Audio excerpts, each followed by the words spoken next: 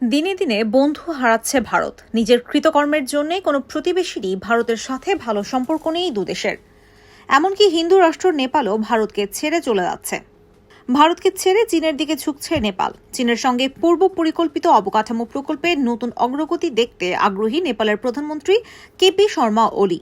Beijing সফরে এই বিষয়ে সফল হতে আশাবাদী তিনি। চলতি বছর জুলাই মাসে শপথ গ্রহণের মাধ্যমে চতুর্থবারের মতো নেপালের ক্ষমতায় আসেন কেপি শর্মা ওলি। প্রথম রাষ্ট্রীয় সফরের জন্য প্রথা ভেঙে 100 বছরের মিত্র দিল্লির বদলে বেইজিংকে বেছে নেন তিনি।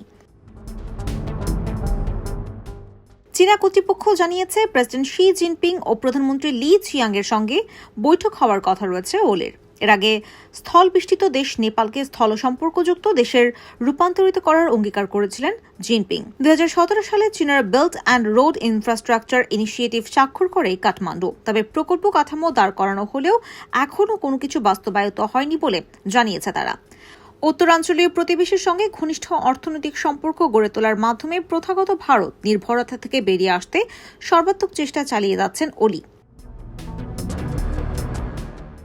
অবশ্য নেপালের আন্তর্জাতিক বাণিজ্যে চীনের চেয়ে ভারতের প্রভাবই বেশি। যেখানে কাঠমান্ডুর আন্তর্জাতিক বাণিজ্যে দিল্লির হিস্সা প্রায় 2/3, সেখানে বেইজিংয়ের আছে মাত্র 14%। তবে বিশ্বব্যাংকের প্রতিবেদন অনুযায়ী অন্য দিক দিয়ে এগিয়ে গেছে চীন।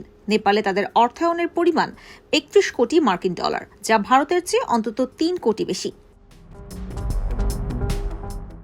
2016 সালে ওলি ক্ষমতায় থাকাকালীন নেপালে তেল রফতানির 6 মাসের জন্য স্থগিত করেছিল ভারত। তিনি তৎক্ষণাৎ চীনের সঙ্গে জ্বালানি তেল সংক্রান্ত চুক্তিতে স্বাক্ষর করেন। ওই পদক্ষেপের মধ্য দিয়ে নেপালের একমাত্র জ্বালানি সরবরাহকারীর তকমা হারায় ভারত, আর চীনের সঙ্গে সহযোগিতার নতুন পথ উন্মোচিত হয়।